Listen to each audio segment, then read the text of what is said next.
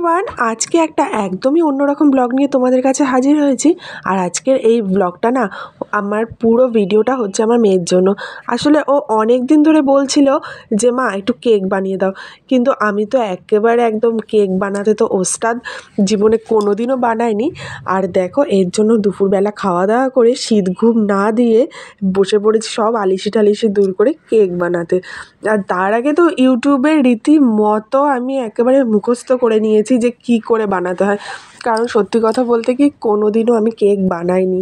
আর আমারও একটু ইচ্ছা করছিল। আর একটা কথা আছে না, না জানা জিনিসের মধ্যে কৌতূহল বেশি, তো সেখানে আমিও ব্যতিক্রম না। এর জন্য খেয়ে দিয়ে লেগে পড়েছি কেক বানানোর কাজে। আর কেক বানাতে গিয়ে একটা ব্লান্ডার করে ফেলেছি।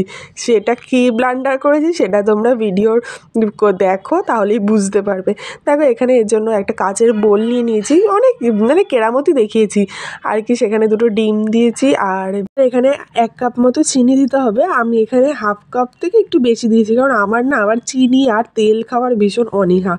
যাই হোক, আর বাচ্চাকে যতটা পারি দিই না, কিন্তু ওই একসঙ্গে থাকতে গেলে যেটা হয়, সবসময় যৌথ পরিবারে থাকলে সবসময় তো চকলেট চিপস লেগেই আছে। যাই হোক, সে আর বলে আর লাভ নেই।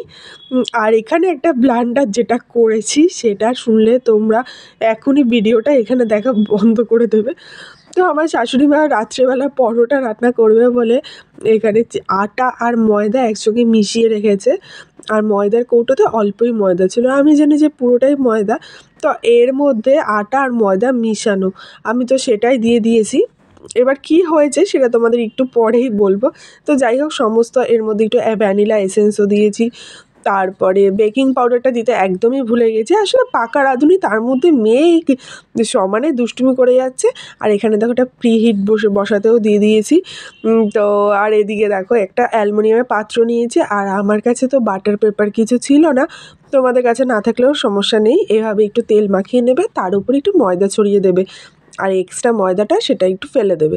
তাহলেই দেখবা বাটার পেপারে কাজ হয়ে যাবে, একদমই লেগে থাকবে না। আর এখানে দেখো, এরপর তো ভালো মতো গায়ে যতটা জোর আছে ততটা দিয়ে তো ব্লেন্ড করতে থাকবে। আর ব্লেন্ডার থাকলে তো কোনো সমস্যা নেই, কিন্তু আমার মতো যদি এরকম মানে একদম কাঁচা না রাঁধুনি হয়, তাহলে তো ব্লেন্ডার থাকার কথাই না। যাই হোক, ভালো মতো ব্লেন্ড করে নিয়ে যখন দেখবে যেন কেকটা একদম এরকম থকথকে ভাব হয়ে এসেছে, তখন তোমরা সেটাকে এই বাটিতে সেট করে দেবে।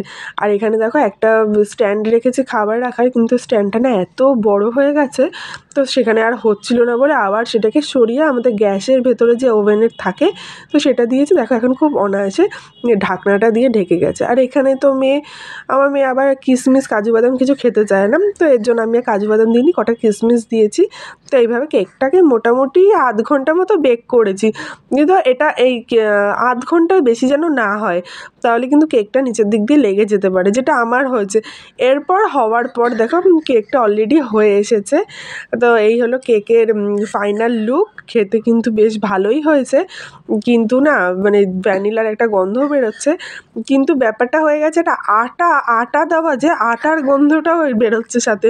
মনে হচ্ছে যে কোনো একটা খুব সম্ভব আটাটাকে গরমের মধ্যে বসিয়ে রাখলে যেরকম একটা শক্ত টাইপের হয়ে যায়, সেরকম হয়ে গেছে। কিন্তু আলটিমেটলি খেতে কিন্তু খুব একটা খারাপ হয়নি, জাস্ট আটার গন্ধটাই, জাস্ট তার সাথে যদি ভ্যানিলাটা এসেন্সটা ছিল বলে খুব একটা খারাপ লাগেনি। যাই হোক, এর নেক্সট দিন সত্যি ভালোভাবে রান্না করে তোমাদেরকে দেখাবো।